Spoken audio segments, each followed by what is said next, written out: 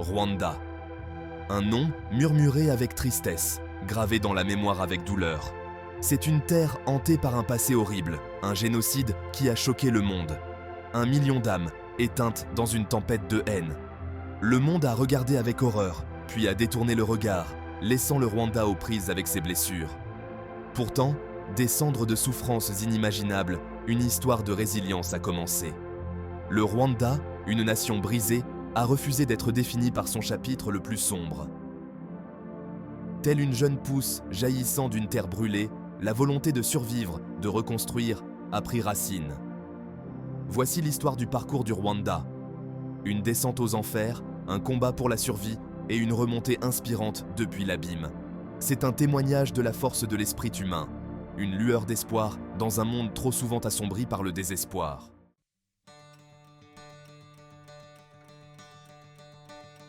Nous allons remonter le temps, jusqu'au Rwanda d'avant la tempête. Une terre à la culture vibrante, où la musique emplissait l'air et où les traditions ancestrales tissaient des liens entre les communautés. Nous allons découvrir les racines du conflit, les tensions latentes et les inégalités qui ont préparé le terrain à la tragédie. À partir des horreurs du génocide, nous assisterons à la naissance d'un nouveau Rwanda. Une nation déterminée à construire un avenir libéré des chaînes de la haine. Nous verrons comment, brique par brique, le Rwanda s'est relevé de ses cendres, défiant tous les pronostics et inspirant le monde. Ce n'est pas seulement une leçon d'histoire, c'est un appel à l'action. Un rappel que le silence est complicité, que l'indifférence est une trahison de l'humanité. L'histoire du Rwanda nous met au défi de faire face aux ténèbres de notre monde, de lutter pour la justice et de ne jamais perdre de vue notre humanité commune.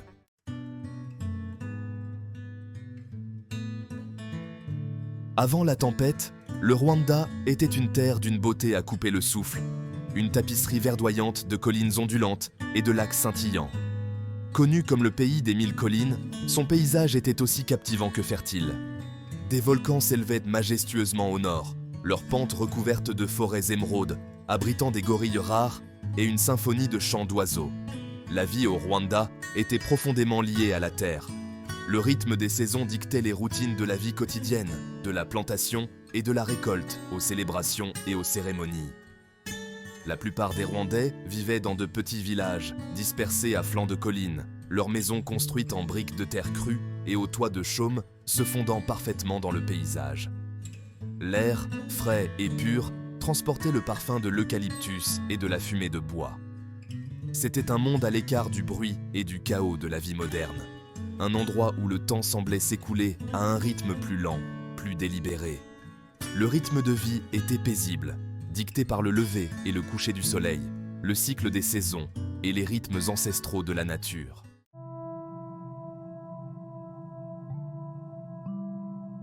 La culture rwandaise était une riche tapisserie tissée de traditions ancestrales. La musique et la danse n'étaient pas seulement des formes de divertissement, c'étaient des expressions de l'âme, des moyens de se connecter aux ancêtres et de célébrer les étapes importantes de la vie. Les battements rythmés de l'ingoma, les tambours traditionnels, résonnaient à travers les collines, accompagnant des danses complexes qui racontaient des histoires d'amour, de perte et d'héroïsme. La narration était plus qu'un simple amusement. C'était un moyen de transmettre l'histoire, les valeurs et les croyances d'une génération à l'autre. Autour de feux crépitants, les anciens partageaient des contes anciens d'animaux rusés, de rois sages et des origines du peuple rwandais. Ces histoires, transmises de génération en génération, ont inculqué un sentiment d'identité et d'appartenance. La famille et la communauté étaient primordiales dans la société rwandaise. Le respect des aînés était profondément ancré et les enfants apprenaient l'importance de la communauté, de la coopération et de l'honneur de leur patrimoine. La vie était une entreprise collective, les voisins s'aidant les uns les autres, partageant les joies et les peines. Ce tissu social solide procurait stabilité et soutien.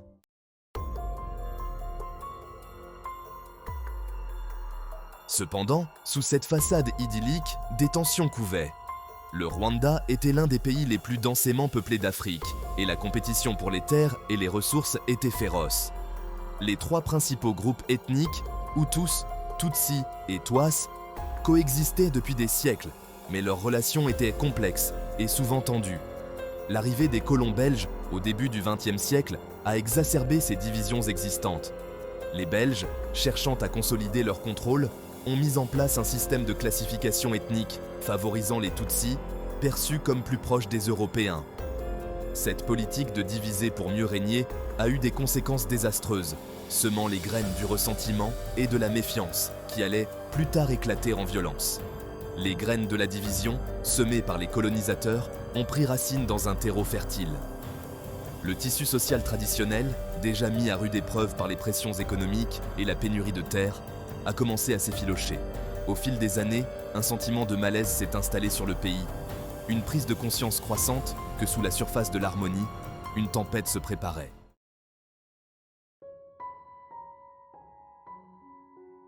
La beauté époustouflante du Rwanda cachait une dure réalité. C'était une nation aux prises avec d'immenses défis socio-économiques. La population, déjà l'une des plus denses d'Afrique, augmentait à un rythme alarmant, exerçant une pression immense sur la capacité de la terre à subvenir aux besoins. Chaque colline, chaque vallée fertile était cultivée, et pourtant, il n'y avait jamais assez. La terre, élément vital de cette société agricole, est devenue une source de tensions croissantes.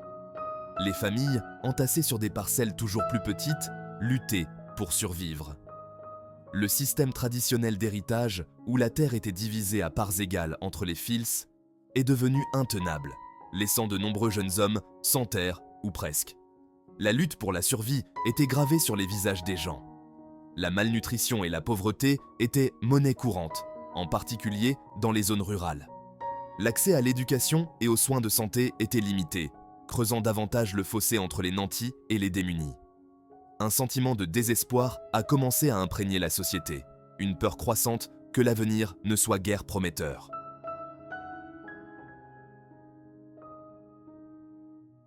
L'arrivée des Belges au début du XXe siècle n'a fait qu'exacerber ces tensions existantes.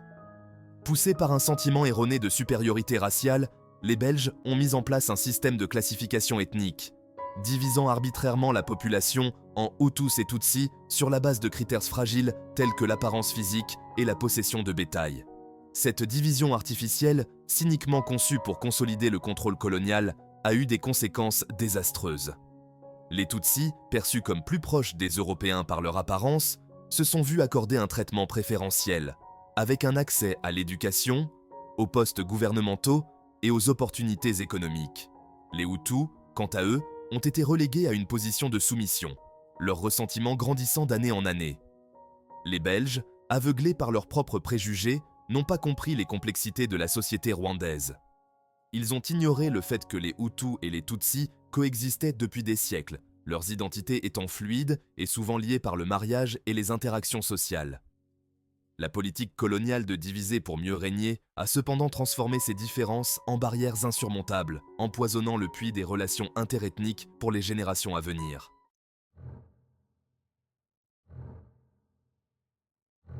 Au fil des années, les graines de discorde semées par les Belges ont pris racine. Les Hutus, de plus en plus remontés contre leur statut de marginalisés, ont commencé à voir les Tutsis comme des collaborateurs du régime colonial. Les Tutsis, quant à eux, craignant de perdre leur position privilégiée, se sont accrochés encore plus fermement au pouvoir, s'aliénant davantage la majorité Hutu.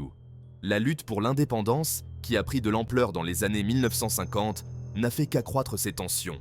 Les Hutus et les Tutsis cherchaient à contrôler le destin de la nation nouvellement indépendante, leurs aspirations teintées de peur et de méfiance. La scène était prête pour une confrontation tragique, un affrontement alimenté par des décennies de ressentiment, d'inégalité et l'héritage toxique de la manipulation coloniale. La tapisserie autrefois vibrante de la société rwandaise, tissée par des générations de traditions et d'expériences communes, a commencé à se déliter. La musique et les rires qui remplissaient autrefois les collines ont été remplacés par un sentiment croissant de malaise, une tension palpable qui pesait lourdement dans l'air. Le magnifique pays des 1000 collines était au bord d'une catastrophe, une descente aux enfers qui allait choquer la conscience du monde.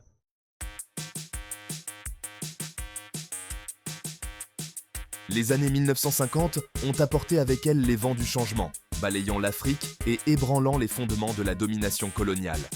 Le Rwanda, lui aussi, a ressenti les tremblements de terre de cet éveil. Le désir de liberté, d'autodétermination, a résonné à travers les collines, unissant Hutus et Tutsis dans leur désir de se libérer de l'oppression belge. Mais sous cette aspiration commune, les lignes de faille de la division ethnique, profondément gravées par des décennies de manipulation coloniale, sont restées. La lutte pour l'indépendance, au lieu d'unir la nation, est devenue une bataille pour le contrôle, une lutte de pouvoir entre Hutus et Tutsis, chaque groupe nourrissant des peurs et des ressentiments profonds. Les Belges, sentant le vent tourner, ont commencé à retirer leur soutien à la monarchie Tutsi. Ils ont vu une occasion de maintenir leur influence en s'alliant à la majorité Hutu, attisant davantage les tensions ethniques. Les graines du chaos, semées par des décennies de domination coloniale, étaient sur le point de porter leurs fruits amers.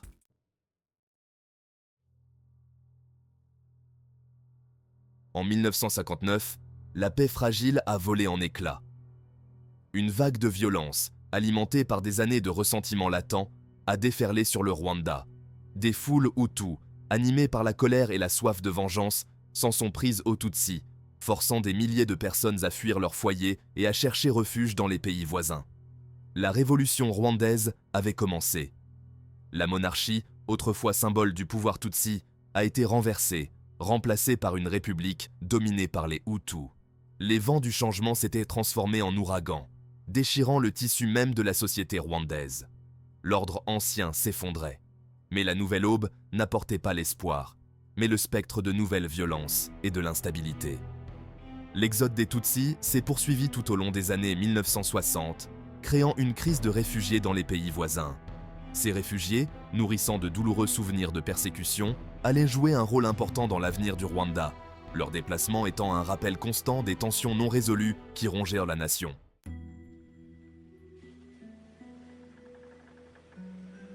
Malgré le changement de leadership, l'ombre de la violence a continué de planer sur le Rwanda. Le gouvernement Hutu, craignant des représailles de la part des Tutsis, a mis en œuvre des politiques discriminatoires qui ont encore marginalisé la minorité Tutsi. Le cycle de la violence et des représailles, une fois enclenché, s'est avéré difficile à briser. Des flambées sporadiques de violences ethniques ont éclaté tout au long des années 1970 et 1980. Chaque incident creusant davantage le fossé entre Hutus et Tutsis. La peur et la méfiance se sont ancrées dans la psyché nationale, empoisonnant les relations et faisant de la réconciliation un rêve impossible. Le magnifique pays des 1000 collines se transformait lentement en un pays des 1000 plaies. Le Rwanda, autrefois un phare d'espoir dans l'Afrique post-coloniale, était au bord du chaos. La communauté internationale, préoccupée par ses propres problèmes, a largement ignoré les signes avant-coureurs. La scène était prête pour une tragédie aux proportions inimaginables, un génocide qui allait choquer la conscience du monde.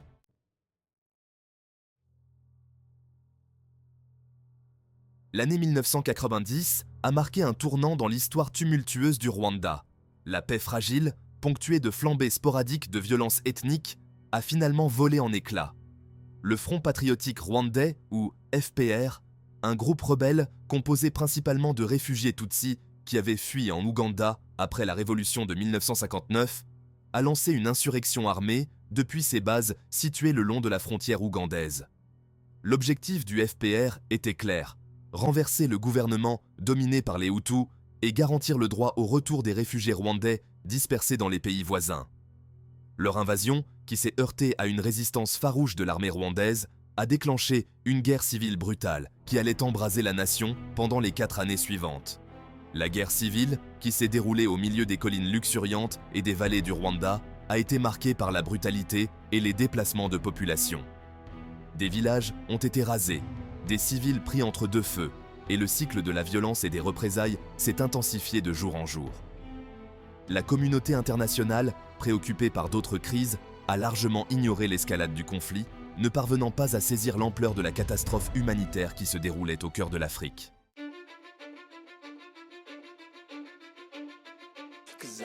Le FPR, dirigé par le charismatique et énigmatique Paul Kagame, s'est avéré être une force combattante redoutable. Nombre de ces soldats étaient des vétérans de la lutte de libération de l'Ouganda, aguerris au combat et profondément attachés à leur cause. Ils se sont battus avec une férocité née du désespoir et d'un désir ardent de reconquérir leur patrie. Les rangs du FPR ont grossi d'année en année, renforcés par le soutien des réfugiés rwandais qui voyaient dans l'insurrection leur seul espoir de retour. Ils se sont battus non seulement pour un territoire, mais aussi pour la vision d'un Rwanda où les divisions ethniques seraient éradiquées et où tous les Rwandais pourraient vivre ensemble en paix. L'avancée du FPR a été implacable, s'emparant de villes et de villages stratégiques, érodant progressivement le contrôle du gouvernement sur le pays. La communauté internationale, prenant enfin conscience de l'escalade du conflit, a tenté de négocier un cessez-le-feu, mais ses efforts se sont heurtés à la résistance des deux camps, chacun étant convaincu que la victoire était à sa portée.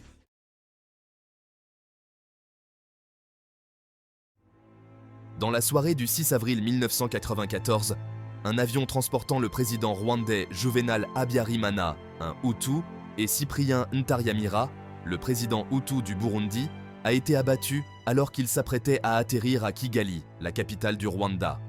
Tous les passagers ont été tués sur le coup.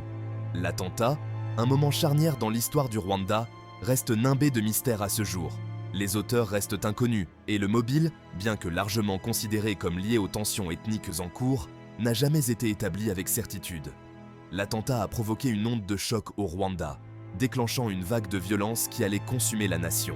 Dans les heures qui ont suivi le crash de l'avion, des extrémistes Hutus, préparés de longue date à ce moment, ont lancé une campagne de génocide soigneusement orchestrée contre la minorité Tutsi et les Hutus modérés. Le Rwanda, déjà au bord du gouffre, était sur le point de sombrer dans l'abîme.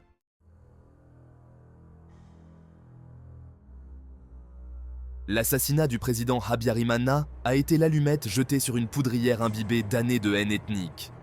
Presque immédiatement, des milices extrémistes Hutus, armées de machettes, de gourdins et d'armes à feu, ont déferlé dans les rues de Kigali et dans les campagnes rwandaises. Leur mission, exterminer les Tutsis. Ce qui a suivi a été une descente aux enfers si rapide, si brutale, que le monde a assisté à ce spectacle avec incrédulité. Des voisins se sont retournés contre des voisins, des amis contre des amis. Les liens de la communauté, de l'histoire et de la culture commune ont été brisés, alors que la peur et la haine empoisonnaient tous les cœurs. Le gouvernement rwandais, loin de condamner la violence, l'a activement encouragée. Les stations de radio, contrôlées par les extrémistes Hutus, ont diffusé une propagande venimeuse, exhortant les Hutus à prendre les armes et à abattre les arbres de grande taille. Un euphémisme effrayant pour désigner le meurtre des Tutsis. Les ondes ont crépité de haine, attisant les flammes du génocide.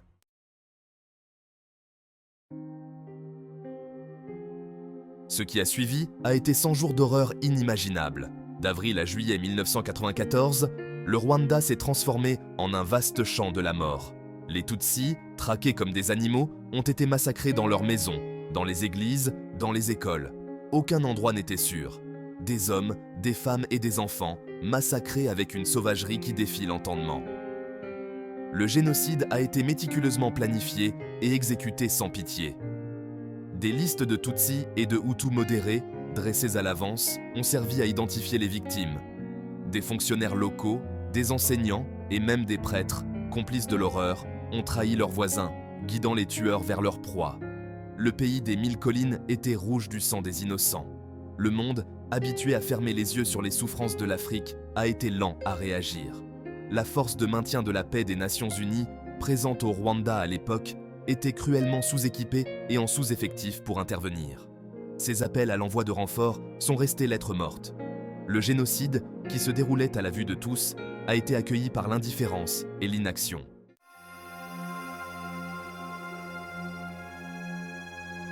Alors que les massacres se poursuivaient, les médias du monde entier ont commencé à rendre compte des horreurs qui se déroulaient au Rwanda.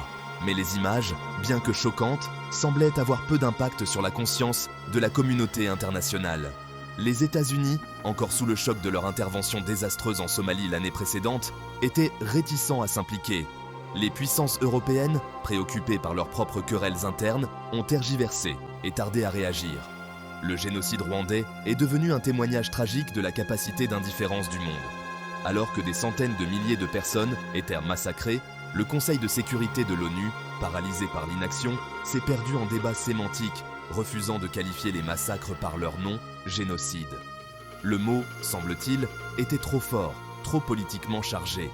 Lorsque le FPR, se frayant un chemin à travers le carnage, s'est finalement emparé de Kigali en juillet 1994, plus de 800 000 Rwandais gisaient morts. Le génocide, bien que de courte durée, a laissé une tache indélébile sur l'âme du Rwanda, une blessure qui allait mettre des générations à guérir. Le monde, honteux de son inaction, s'est juré de ne plus jamais laisser faire. Mais les échos de l'agonie du Rwanda allaient continuer à hanter la conscience de l'humanité, un rappel effrayant des conséquences du silence et de l'indifférence.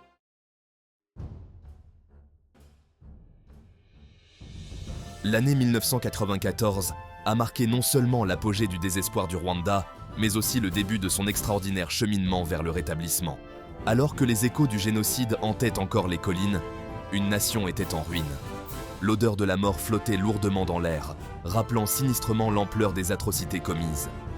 Des corps remplissèrent des fosses communes, témoignage silencieux de la brutalité qui s'était abattue sur le pays.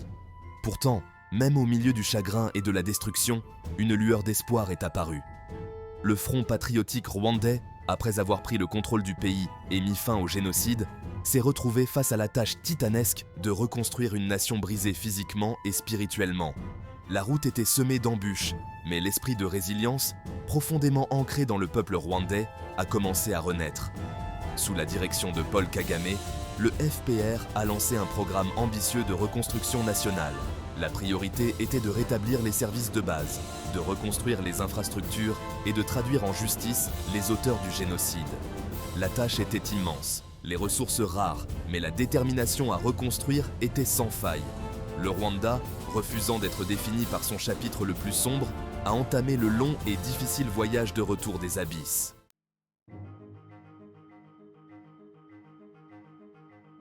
La quête de la justice a été au cœur du processus de guérison du Rwanda. Le tribunal pénal international pour le Rwanda, créé par les Nations Unies, a permis de traduire en justice certains des cerveaux du génocide. Au Rwanda même, un système traditionnel de tribunaux communautaires, connu sous le nom de Gacaca, a été relancé pour traiter le nombre colossal de cas. Les tribunaux Gacaca, bien que controversés, ont joué un rôle essentiel dans la promotion de la réconciliation. Ils ont offert aux victimes une tribune pour affronter leurs bourreaux, aux communautés pour reconnaître leur complicité et pour qu'un récit commun du passé puisse émerger. Le pardon, aussi douloureux et difficile soit-il, a été considéré comme essentiel à la guérison de la nation. Le chemin du pardon n'a pas été facile.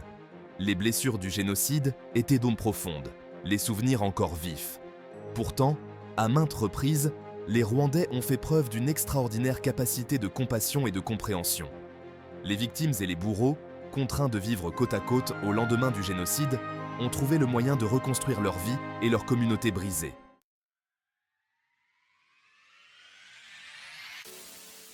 Au cours des 2 dernières décennies, le Rwanda a connu une transformation remarquable.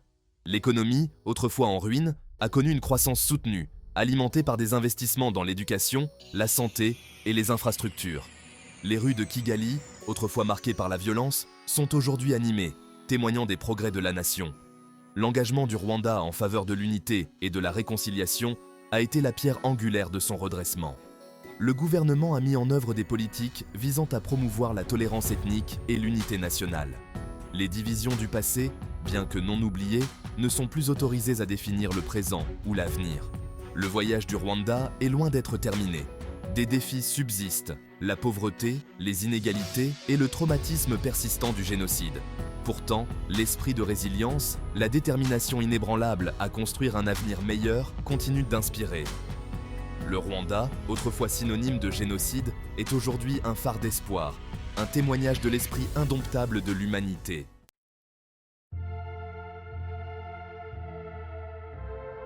L'histoire du Rwanda nous rappelle brutalement la fragilité de la paix et les conséquences dévastatrices de la haine.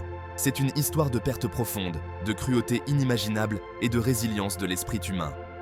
Des cendres du génocide, le Rwanda s'est relevé, tel un phénix renaissant de ses cendres pour reconstruire une nation meurtrie mais non brisée. Pourtant, alors même que le Rwanda va de l'avant, le souvenir du génocide projette une ombre longue. Le monde ne doit jamais oublier les victimes, les survivants et les leçons tirées de ce chapitre sombre de l'histoire de l'humanité. L'histoire du Rwanda est un appel à l'action, un rappel que le silence est complicité, que l'indifférence est une trahison de notre humanité commune. Honorons la mémoire de ceux qui ont péri en travaillant sans relâche à l'édification d'un monde où de telles atrocités ne se reproduiront plus jamais. Soyons solidaires du Rwanda, soutenons son cheminement vers la guérison et la réconciliation. Et n'oublions jamais que la lutte pour la justice, pour la paix et pour un monde sans haine est une lutte qui exige notre engagement indéfectible, chaque jour.